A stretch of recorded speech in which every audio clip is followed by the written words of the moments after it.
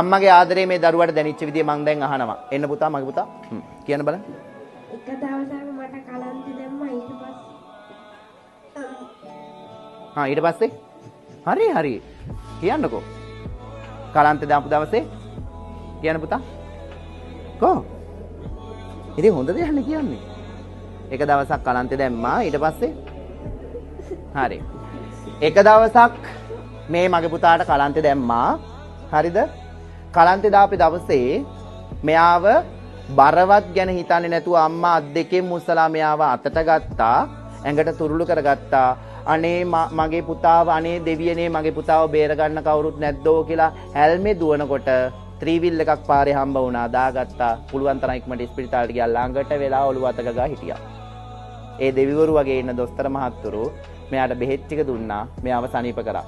ඉතින් ඒ වෙනකම්වත් ළඟින් නොගියපු චරිතය අම්මා, මෙයාට සනීප වෙනකම් කාපු කන්නේ බොන්නේ නැතිව හිටපු චරිතය අම්මා. ඒක නේද පුතා කියන්නේ කියේ? ඒ වගේ කැපකිරීමක් කරපු අම්මා කෙනෙක්. හරි.